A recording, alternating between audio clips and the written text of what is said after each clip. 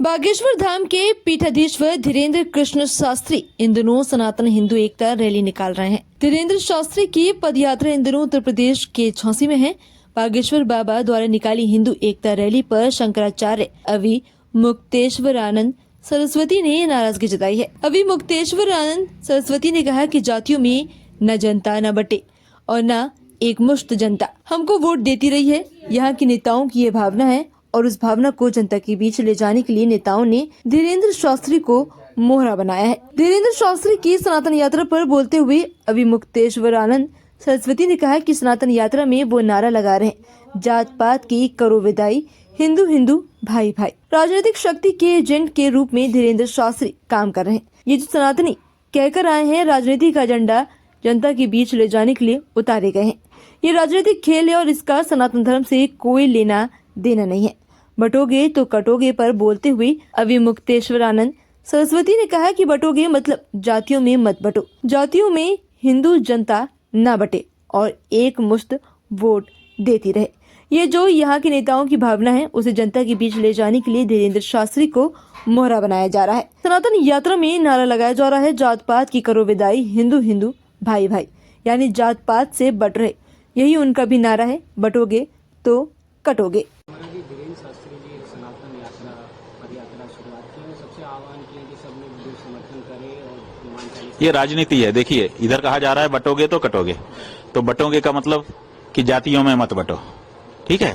तो जातियों में ना बटे हिंदू जनता, एक मुश्त हमको वोट देती रहे, ये जो यहाँ के नेता की भावना है, उस भावना को जनता के बीच में ले जाने के लिए धीरेन्द्र शास्त्री को मोहरा बनाया गया। इसीलिए वो जो सनातन यात्रा कर रहे हैं वो नारा क्या लगा रहे हैं?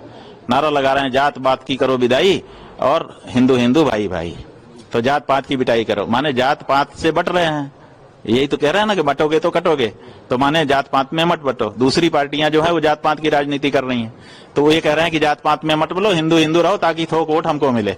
जात पात में जब बट जाते हो तो कुछ हिंदुओं का वोट हमको मिलता है, कुछ हिंदुओं का वोट उस पार्टी को मिल जाता है। तो ये जो नारा है ये कह रहा है कि आप जो है जात पात में मत बटो, थोक हिंदू वोट हमारी तरफ आने दो। अब इसी बात को पुख्ता करने के लिए वो सड़क पर उतरे हुए हैं। इसका मतलब कि राजनीतिक शक्ति के एजेंट के रूप में वो काम कर रहे हैं। अब वो कह रहे हैं कि जात पात की करो विदाई और हिंदू हिंदू भाई भाई। अब हिंदू में तो जाति ही होती है, हिंदू की पहचान क्या है? जैसे ही कहेगा कि आप कौन हो, आप कहेंगे हिंदू। अच्छा, कौन बिरादर हो? ब्राह्मण हो कि क्षत्रिय हो? यहीं से तो अपनी बातचीत शुरू होती है। जब आप कहेंगे हिंदू है, आप कहेंगे कि कौन से हिंदू, माने ब्राह्मण हो कि क्षत्रिय हो, तो आप कहोगे नहीं हम तो हिंदू हैं। आपके ऊपर कोई भरोसा करेगा? बताओ। आप अगर अपनी बहन का विवाह करने गए हो, जिसके घर में गए हो उसके यहाँ जाके पूछोगे क्यों भाई, आप तो हिंदू तो बट नेचुरल हुआ ही है। आप उससे पूछेंगे कौन बिरादर हो, वो कहेगा कि हम तो हिंदू हैं। आप विवाह कर पाओगे?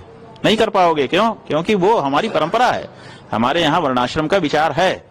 तो ऐसी हाँ, ये जरूर होना चाहिए, आंदोलन इसके लिए होना चाहिए कि वर्णाश्रम को मानते हुए हम किसी को नीचा दिखाने का काम नहीं करेंगे, किसी को तुच्छ नहीं समझेंगे, किसी से घृणा नहीं करेंगे। हम सब आपस में एक हो सकते हैं, लेकिन जात पात की विदाई ही कर देंगे तो हमारी पहचान नष्ट हो जाएगी। जब हमारी पहचान नष्ट हो जाएगी तो हम कैसे सनातनी रहेंगे?